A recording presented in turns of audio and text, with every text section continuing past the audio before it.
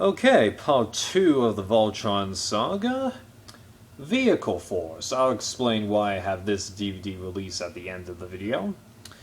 And I was rather surprised by the journey that I had with this series, because going into it, I wasn't expecting that much, because this was the series that people seem to consider as just being there, you know. Sure, it exists, but not too many people talk about it, and what little I know about the other Voltron stuff is that they all seem to be about Lion Force, and that this doesn't really seem to get talked about that much. But after the first few episodes, I began to realize that this show is a totally different beast compared to Lion Force, because, as I mentioned in my Lion Force review, I really identified with all the characters on that show, but I felt like they just kept doing the same formula over and over again, and that while the episodes from like 49 to 52 did carry a sort of finale vibe, the last 20 episodes kind of ruined that, so I didn't really feel like ultimately too much was accomplished in that series. Well, interestingly enough, I have pretty much the exact opposite situation here, where there were too many characters for me to keep track of, but this show actually managed to act almost perfectly independently from one episode to the next. Oh, sure, there's some repetitiveness where Peter Cullen and company find a new planet to investigate, and then the Drool Empire attacks them, and the planet ends up getting ruined in the process. They definitely repeat that. And then there's the gradual emergence of that member of the Drool Empire who's voiced by either the guy who voiced Lotor or King Zarkon in Lion Force, because you could totally tell as an adult that they used the same actors. Not that I'm complaining, though. They did pretty good in these characters. Most of them were able to develop different personalities, although the guy who voices Keith and Pidge, I think his name is in the original, his characters just felt like carbon copies of the other one, except there's no real love interest or hint of a love interest for this version of Keith. Whatever. But I could definitely tell that there was ongoing plots with this show, mostly on the Drool Empire side of things, but this show was trying, just, whoa. I gotta be honest with you, I actually really enjoyed this a lot more than I thought that I would, and I'm sure that if I go back and rewatch it, now having a better idea of just how many characters there are, I'm sure that I'm going to appreciate this a lot more than I already do, and that was just a really pleasant surprise. I'm pretty shocked by that. That's not to say that it's perfect by any stretch of the imagination, okay, because there is some repetitiveness of the formula, but it's a cartoon aimed for a younger audience. You have to kind of expect things like that. I mean, like, comic books are crying out loud. It's a never-ending soap opera. They keep trying to introduce new things, but eventually you go back to the status quo. You have to kind of expect those things. And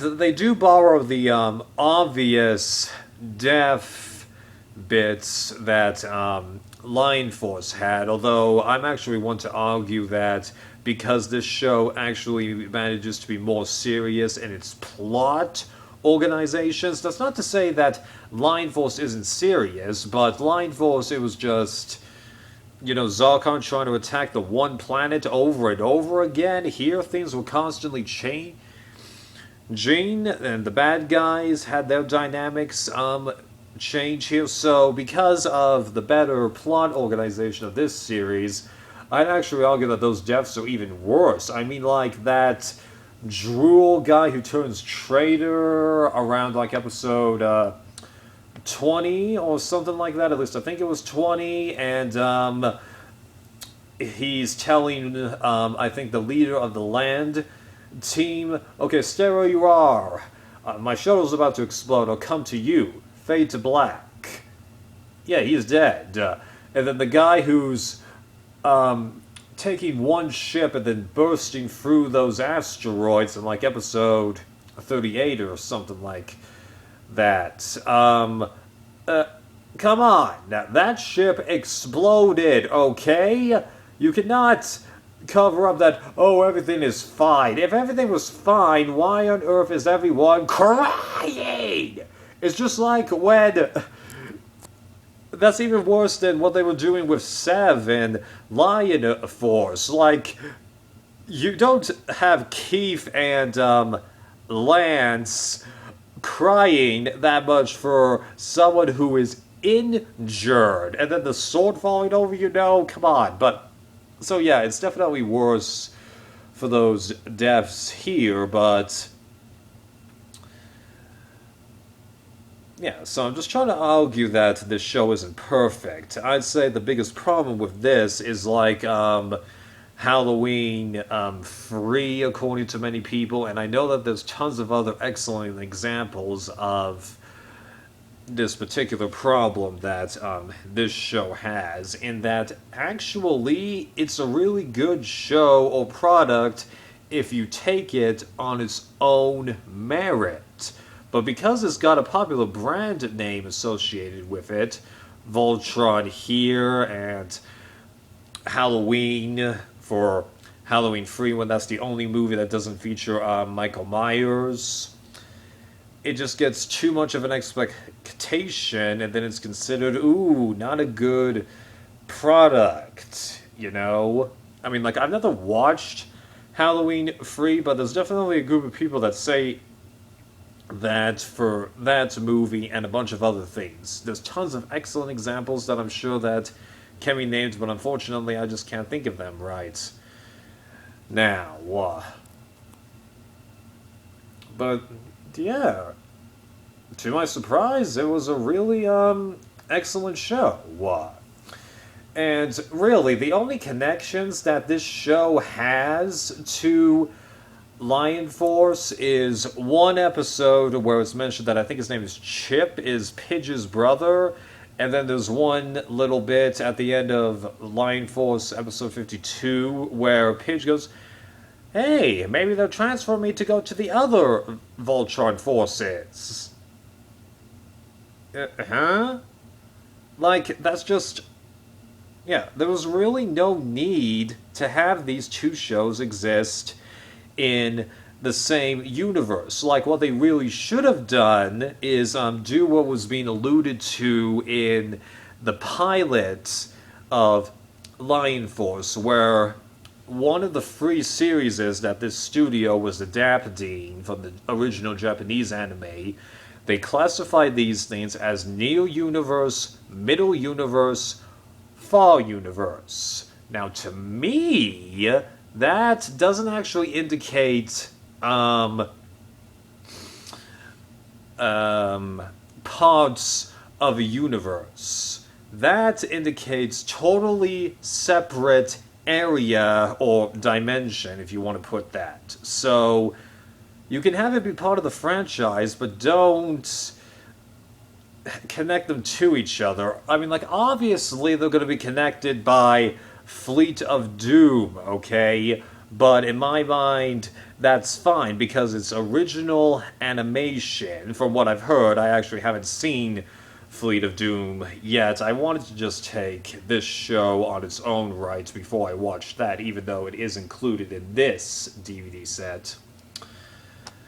I think you know what I'm getting at here.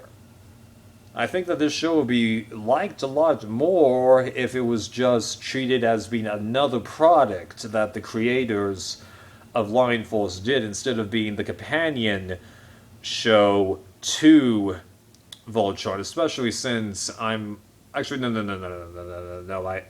Because I could have sworn that I saw one list that said actually the two shows did a little bit of back and forward at the end of Lion Force's original run, and then this show came on, but I'm pretty sure actually that it was original Lion Force, this show, then the rest of Lion Force, those last 20 episodes. Yeah, I think that's what it was. Right. Anything else to mention about this show? I guess that's it. Like, I know that I haven't touched upon the individual stories that much, but as I said, there was too many characters for me to keep track of at the beginning, so even though I enjoyed it, a rewatch is definitely in order way down the road, preferably when I'm not comparing this to Lion Force. Even though it wasn't that hard to treat it as its own show after the first few episodes. Oh, and I do like how, those 15 different, parts of Vehicle Force, it isn't just 15 individual bits and, just Voltron. I do like how those three teams of 5 can come together and do their own thing, but it seemed like they didn't use that to, like, its potential, because even though they're designated as air, land, and sea team, it seems like air can do just about everything that the land team can, and a good amount of what sea can do. It just seemed like there wasn't that much exclusivity. I think that they just called them that because they had to designate them apart somehow. So it's going to be interesting to see how they work independently of each other in Dire Rugger, because obviously that's going to be a totally different beast. Now, can't think of anything else to say about the show, so why do I have the new DVD release of this show and didn't track down the original releases like I did with Lion Force? Well, quite simply, although I could have gotten the land and sea team releases for very decent prices, those two releases don't have any real extras on them except for one episode of Dire Rugger. But as someone who already has the entire series of Dire Rugger downloaded, there's no real point in me having the ability to watch that, especially since that's an episode from the middle of the show and it isn't the first episode. Yeah, like, why would you include it from the middle of the show when I'm pretty sure that Dire Rugger will have a tight continuity to it? Don't know that for sure, that's just a gut instinct. And then Air Team, which is the only release of Vehicle Force, the original one that had actual extras on it, that set goes for collector's prices. Like, the cheapest I was able to find Air Team was when someone was actually willing to sell the entire original releases a vehicle Voltron for like $40 on eBay, and it was listed as being in very good condition. But the problem was, when I found that listing, I had already purchased this for just under half that price, which is the price of getting land or sea team on its own anyway. And even then, I looked up what extras were on that Air Team release, and it seems like that there's only 3 features, one on each disc. One is a clip of Fleet of Doom, but with music from this show, so that's redundant because I can already listen to the music of this show as it is, and I already have Fleet of Doom, so why would I do that? Number 2 is a 6-minute featurette that involves one of the creators or producers of this show doing a Q&A thing but I would wager that most of the themes that is listed, talked about on that Q&A, can be found elsewhere, even though for some reason no one has put that special feature on this site. I find that kind of odd. And then there's the pilot, the original pilot for this show. So it has that narration sequence by Peter Cullen where it has far, near, and middle universe. But if the pilot for Lion Force is anything to go on, it's already going to be pretty close to the first episode or first couple of episodes with a tiny bit of different dialogue. So when it really comes down to it, even if I had those features, it doesn't seem like they would add that much, because all told, all three of those things, plus that episode of Dialogue that I mentioned, that's about the same amount of extras content that was on one set of the Lion Force releases. Yeah. So when it comes down to it, even if I had those extras available, it doesn't seem like that it would be that worth it. Oh, sure, if I could buy the Air Team set for the same price as the others, would I have done it? Probably, but compared to my available options, I honestly argue just get the new release, honestly. But if you're an extras guy, you do want to pick up Fleet of Doom because that has a blooper reel on its individual DVD. This, it doesn't, even though I don't really get it, because the very last disc in this set only has 2 episodes plus Fleet of Doom, so that's 4 episodes worth, and all the other discs have 10, so they could have easily fit all the extras on that disc anyway. Just what's up with that? Okay, well that went on a lot longer than I intended it to, but this was a lot of fun, and I'm looking forward to continuing my bit into the Voltron franchise. See ya, people.